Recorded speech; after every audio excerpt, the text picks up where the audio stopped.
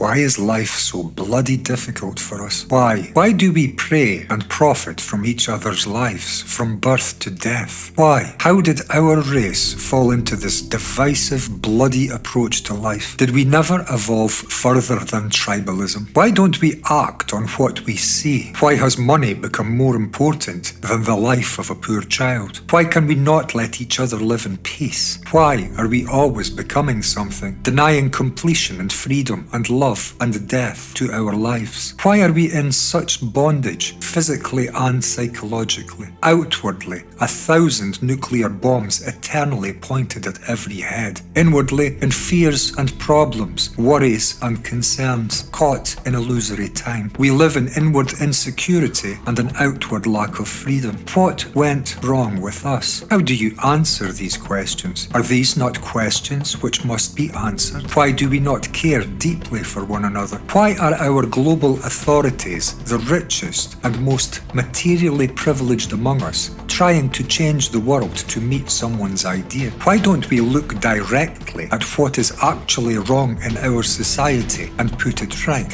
Why do we need tracked, traced, locked down, pushed around, mandated and beaten? Why are we being treated this way? Why has humanity so divided under the banner of a great reset? The rich, the politically influential, the materially wealthy appear to have become fixated upon an ideology of climate change and are, through their wealth, considerable connections, power and control, which is vast, now attempting to forcefully change the world we all knew only a few years ago, and to change all of our lives into a world and a lifestyle unrecognizable to us. Why? Build back better without looking at what led us here and ending every shred of our corruption. How can we build back better without ending the worst things transparently carried presently in our society? How do we build back better when the cosmic gulf between the top earning 1% of us and the rest of us continues to be manipulatively widened? It is indeed a strange change which proposes to make better without ending what needs to be ended to find a free and caring world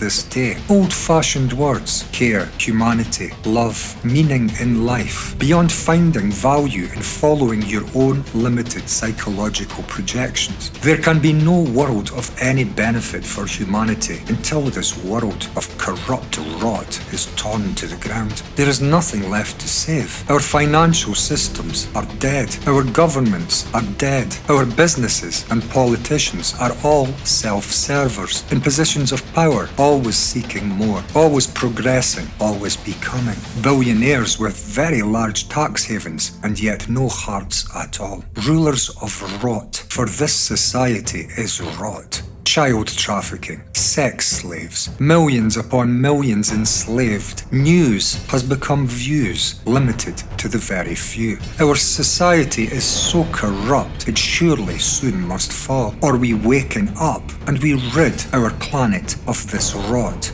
Where would you begin? Not where you might think. Not in any bloody war against the cruel and heartless, secretive planning rich of this world. Not against those who sit in silenced rooms, planning their glory at the expense of the entirety of humanity. Such incredible stupidities must come to end if we are ever to live in a caring and loving world. However, to deal with such a problem, and we are discussing nothing less than the future life of all of humanity, which is your life, for you are humanity, one must first find passionate concern and interest and refuse to act. This is the diabolical mistake of the Great Reset. Acting positively, acting towards a future betterment without ending the corrupt state of affairs which has destroyed our world in the past and continues to do so, including our lives, is only to further the continuity of that corruption and to bring to our life's an even greater peril. It matters not whether the intention be noble for the benefit of our people or not. Planning a better society by modifying the continuity of the present one without ending the glaring and desperate transparent issues destroying the lives of so many of us is insane. It could never work. We have billionaires profiting massively from a pandemic destroying the lives of humanity. And we have the very people claiming to be leading us to our reimagined salvation sitting still in the driving seat. We question, we look into every corner of this present arrangement we call society from a perspective of what works best for a majority of our people and for our environment we need to survive. We question all. We question the validity of ever pursuing progress, of ever being caught in a movement of becoming. We question the validity of becoming anything other than what we are. For we have been so preoccupied with becoming historically, which is a movement seeking more, seeking greater, seeking change, seeking growth, seeking perfection, that we now see becoming, moving towards as the only meaningful approach to life. Build Back Better is a movement proposing change through becoming in time. I can hear a better slogan than this one. Face the world we live in today. Face every corruption without allowing time to distort the view. The future is not real in the way this day is. The future is someone's idea. It comes from this day. What is important is not where we are coerced to be in 2030.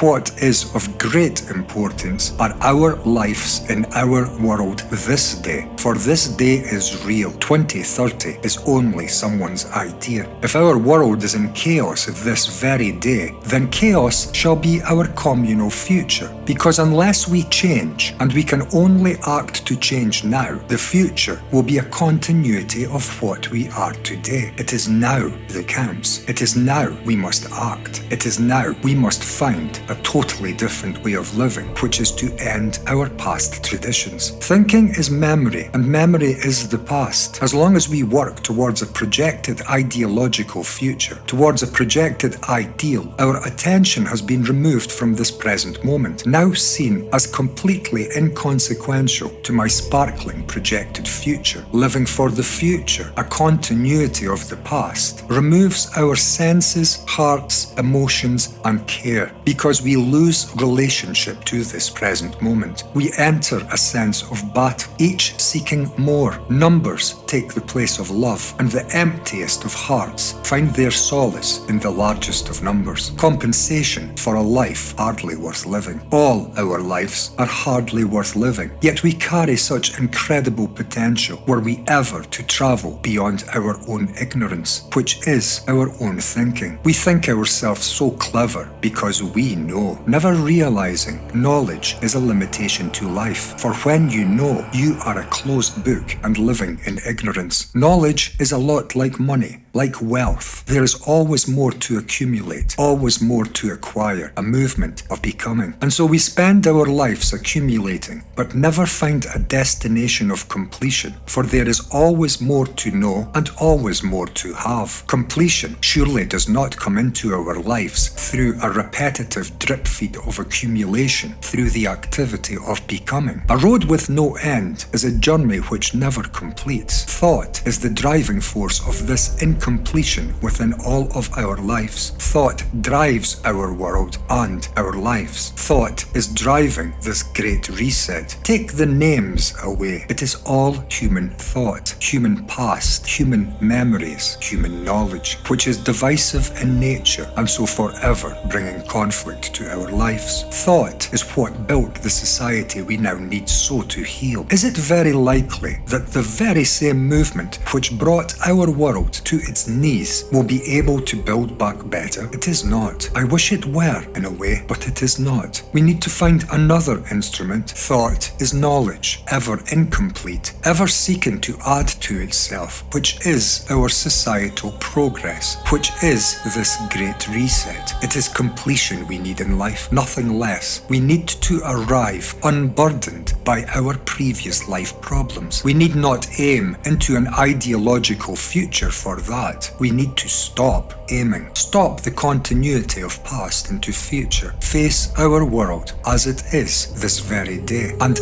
act. Refuse to live in a corrupt world, which means refuse corruption within your life. The word corruption originally meant to break into pieces. Are you broken in pieces? Is your mind fragmented? Thinker and thoughts, fears, worries, past, future, desires and pleasures. Are you caught within a never-ending stream of inner words and images? Then you must first come to end this corruption. For a human mind constantly occupied within is a mind living in its past. This past is knowledge, and this is the inner divisive movement of humanity which has built our broken society. Knowledge can never be complete, and so seeks ever to add to itself in constant accumulation, ever frustrated, ever filling a hole which can never be filled by virtue of never being in a position of arrival. Arrival brings our life to completion, and we can only arrive when we stop travelling. Building back better is building out of human limited, conflicting, divisive thinking and aiming towards the realization of a projected limited ideology over time. This is building back worse, because human thought is founded from memory and so limited to past experiences, and so ever acting in ignorance of that which has never been experienced. The lives of 99% of us. No one is fit to lead, for no one is today acting outside the limited psychological prison cell of becoming in time. We are all caught in this movement of eternal damned incompletion, and so we never meet the true depth of this living and dying quality of life, this present moment. We never meet creation nor completion in our life. Forever accumulating are we into our demonically self-interested futures we project from the limited knowledge held in our brain cells. And so we never travel beyond the very movement responsible for dividing our people, which is human consciousness, limited to past knowledge, limited to memory. We simply can't build back better this way. The suggestion itself is a massive display of ignorance of how the human mind functions, and without any understanding of how the mechanism which proposes to build back better functions, we shall all be led into greater tragedy. There are great limitations to acting on the movement of thinking if the benefit of all of us be the true desired outcome, which is questionable, as all things need be questionable, to a mind born into the capacity to live freely. For a free mind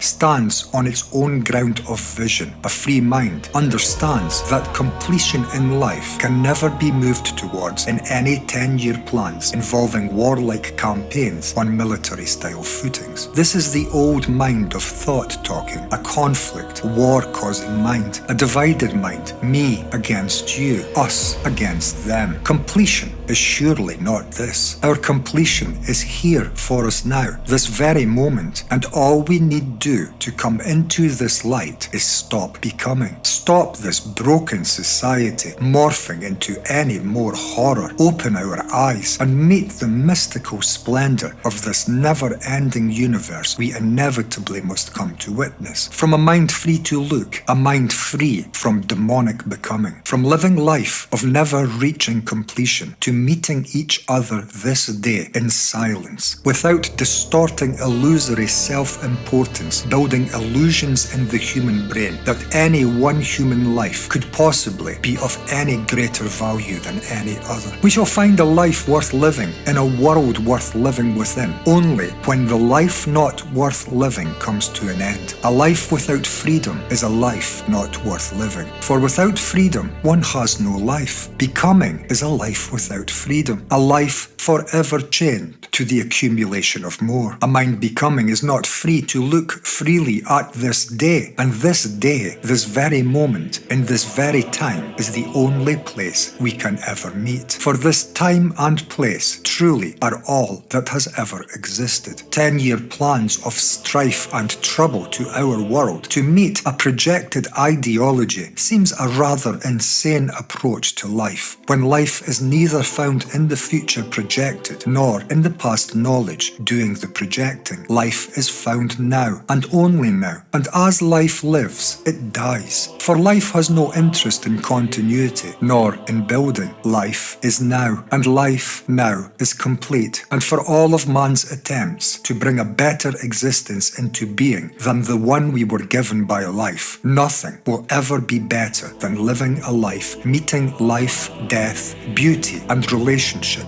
all only accessible when we stop becoming and meet this present moment free from life-limiting self-interest. It is then, and only then, we are in any position to freely see and accurately respond to the lives of others, free from my inner distortion of self becoming in time. The revolution we need meet in life is both inner and outer, for our inner natures give birth to our actions, which build our society and our world. The two are eternally related. When we end our approach to life of selfish accumulation and ever becoming, ever seeking more, we will come to a vision of this present moment, previously obscured by this limiting inner self-interested mechanism. Free to look at the world now without self-interest, we will come to see the world as it is, which is the same for each of us, now without projected illusions, without time, without past and future, and so without self, as this universe lives without self. Here, for the first time, we begin to see clearly and to act responsibly, free at last from the bondage of a life eternally led in incompletion, free from building back better, free to meet today's problems, and free of self, free to act without selfish interests, and so free to act responsibly, no longer grounded in the self-interest of my own becoming. It is here, in crystal clear, undistorted vision, we come to meet the love for another human being. For love is born in completion, and completion is only found now in arrival, at the end of our journey, at the end of our incessant, insane becoming, which can only ever guarantee a life such as the one we have today, a life hardly worth living.